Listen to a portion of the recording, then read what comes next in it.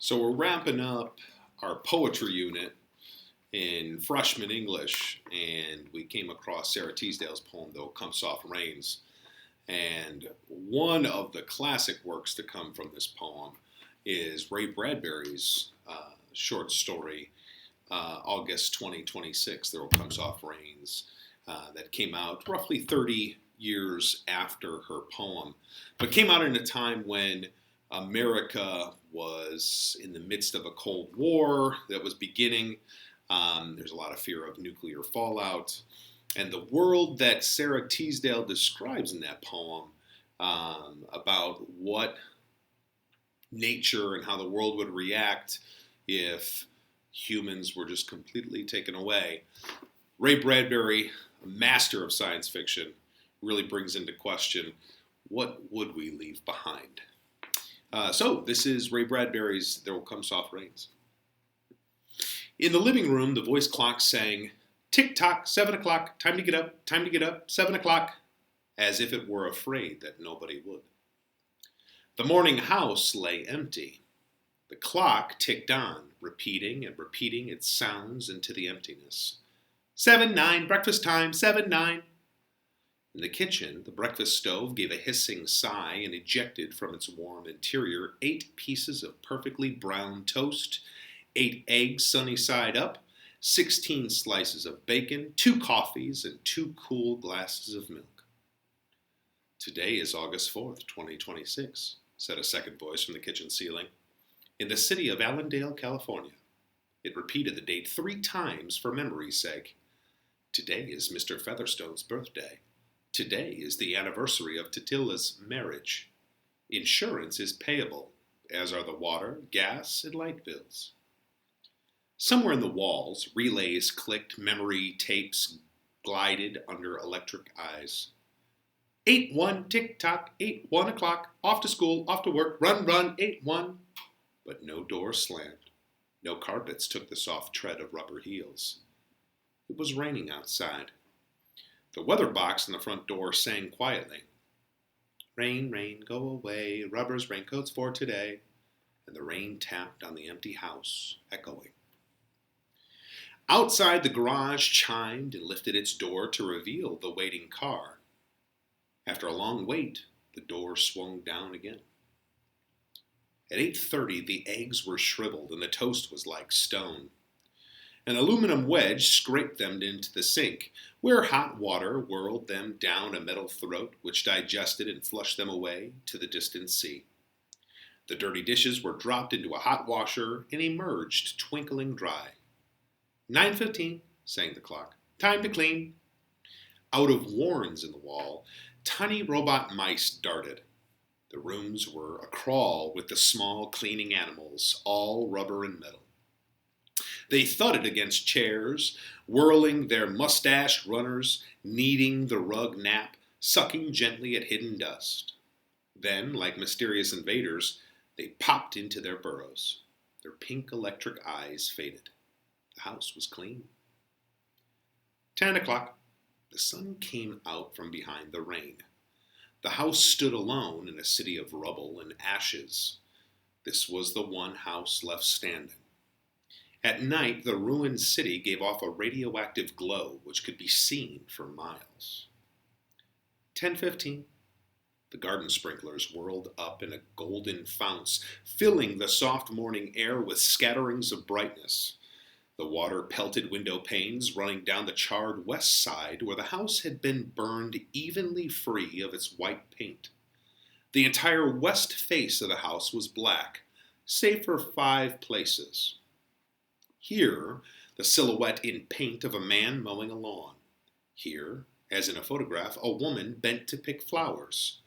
Still farther over, their images burned on wood in one titanic instant. A small boy, hands flung into the air, higher up, the image of a thrown ball, and opposite him, a girl, hands raised to catch a ball which never came down. The 5 spots of paint, the man, the woman, the children, the ball, remained. The rest was a thin charcoal layer. The gentle sprinkler rain filled the garden with falling light. Until this day, how well the house had kept its peace. How carefully it had inquired, "Who goes there? What's the password?" And getting no answer from lonely foxes and whining cats, it had shut up its windows and drawn shades in an old maidenly preoccupation with self-protection which bordered on a mechanical paranoia. It quivered at each sound, the house did. If a sparrow brushed a window, the shades snapped up. The birds, startled, flew off. No, not even a bird must touch this house. The house was an altar with 10,000 attendants, big, small, servicing, attending, and choirs. But the gods had gone away, and the ritual of the religion continued senselessly, uselessly. 12 noon. A dog whined, shivering on the front porch. The front door recognized the dog voice and opened. The dog, once huge and fleshy, but now gone to bone and covered with sores, moved in and through the house, tracking mud. Behind it whirred angry mice, angry at having to pick up mud, angry at inconvenience. For not a leaf fragment blew under the door, but what the wall panels flipped open and the copper scrap rats flashed swiftly out. The offending dust, hair, or paper seized in miniature steel jaws was raced back to the burrows. There, down tubes which fed into the cellar, it was dropped into the sighing vent of an incinerator which sat like an evil ball in the dark corner. The dog ran upstairs, hysterically yelping to each door, at last realizing, as the house realized, that only silence was here. It sniffed the air and scratched the kitchen door. Behind the door, the stove was making pancakes, which filled the house with a rich baked odor and a scent of maple syrup. The dog frothed at the mouth, lying at the door sniffing, its eyes turned to fire. It ran wildly in circles, biting its tail, spun in a frenzy, and died. It lay in the parlor for an hour. 2:00, sang a voice. Delicately sensing decay at last, the regiments of mice hummed out as softly as blown gray leaves in electrical wind. 2:15, the dog was gone. In the cellar, the incinerator glowed suddenly, and a whirl of sparks leapt up the chimney. 2:35, bridge tables spouted from patio walls. Playing cards fluttered onto pads in a shower of pips. Martinis manifested on an oaken bench with egg salad sandwiches. Music played, but the tables were silent and the cards untouched. At 4:00, the tables folded like great butterflies back through the paneled walls. 4:30, the nursery walls glowed.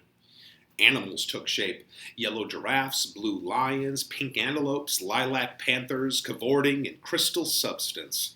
The walls were glass. They looked out upon color and fantasy. Hidden films docked through well-oiled sprockets, and the walls lived. The nursery floor was woven to resemble a crisp cereal meadow. Over this ran aluminum roaches and iron crickets, and in the hot, still air, butterflies of delicate red tissue wavered among the sharp aroma of animal spores. There was the sound like a great matted yellow hive of bees within a dark bellows, the lazy bumble of a purring lion. And there was the patter of okapi feet and the murmur of fresh jungle rain, like other hooves, falling upon the summer-starched grass. Now the walls dissolved into distances of parched weed, mile on mile, and warm, endless sky. The animals drew away into thorn breaks and water holes. It was the children's hour. 5:00, the bath filled with clear, hot water. 6, 7, 8:00, the dinner dishes manipulated like magic tricks. And in the study, a click. In the metal stand opposite the hearth, where the fire now blazed up warmly, a cigar popped out, half an inch of soft gray ash on it, smoking, waiting. 9:00, the beds warmed their hidden circuits, for nights were cool here. 9:05, a voice spoke from the steady ceiling. Mrs. McClellan, which poem would you like this evening? The house was silent. The voice said at last, Since you express no preference, I shall select a poem at random. Quiet music rose to back the voice. Sara Teasdale, as I recall, your favorite. There will come soft rains and the smell of the ground, and swallows circling with their shimmering sound, and frogs in the pools singing at night, and wild plum trees in tremulous white. Robins will wear their feathery fire, whistling their whims on a low fence wire, and not one will know of the war, not one will care at last when it is done.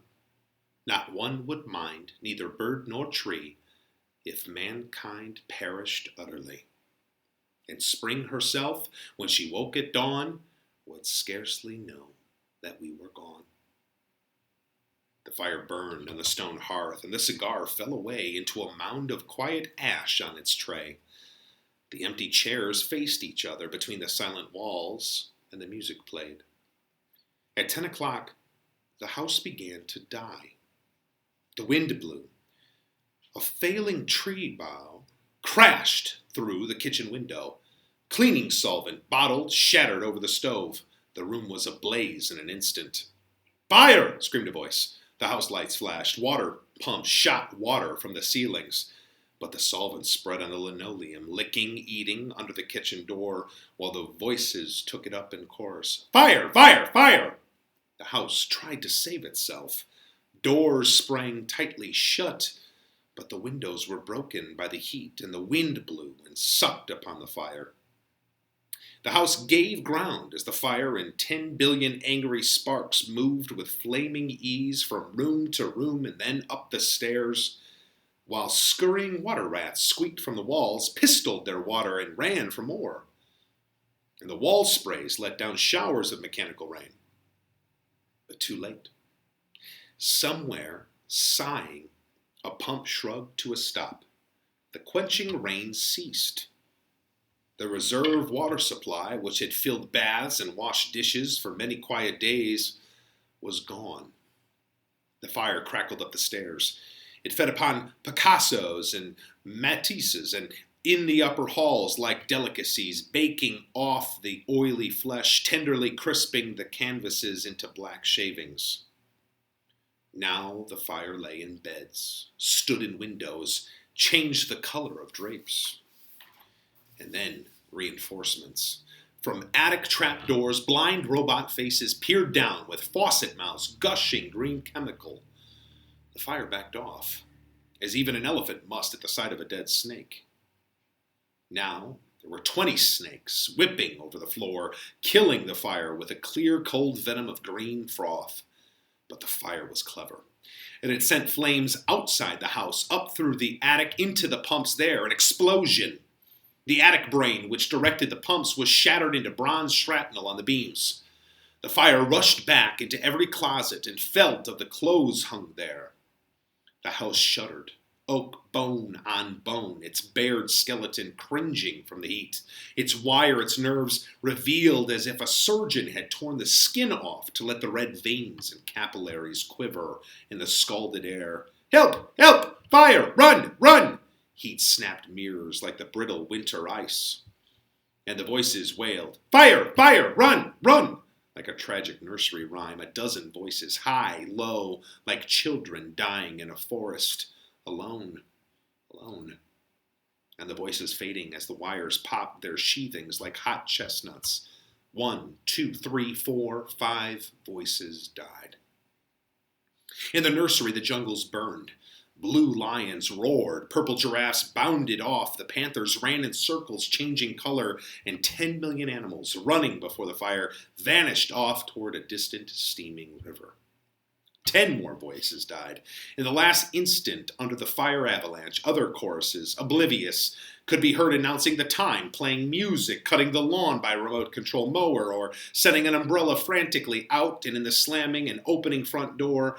1,000 things happening, like a clock shop when each clock strikes the hour insanely before or after the other, a scene of maniac confusion, yet unity Singing, screaming, a few last cleaning mice darting bravely out to carry the horrid ashes away, and one voice, with sublime disregard for the situation, read poetry aloud in the fiery study until all the film spools burned, until all the wires withered and the circuits cracked. The fire burst the house and let it slam flat down, puffing out skirts of spark and smoke. In the kitchen, an instant before the rain of fire and timber, the stove could be seen making breakfast at a psychopathic rate, 10 dozen eggs, 6 loaves of toast, 20 dozen bacon strips, which, eaten by fire, started the stove working again, hysterically hissing. The crash. The attic smashing into the kitchen and parlor, the parlor into the cellar, cellar into the subcellar, deep freeze, armchair, film tapes, circuits, beds, and all like skeletons thrown in a cluttered mound deep under. Smoke and silence. A great quantity of smoke. Dawn showed faintly in the east. Among the ruins, one wall stood alone. Within the wall, a last voice said, over and over again and again, even as the sun rose to shine upon the heaped rubble and steam. Today is August 5th, 2026. Today is August 5th, 2026. Today is... Man, that Ray Bradbury, man.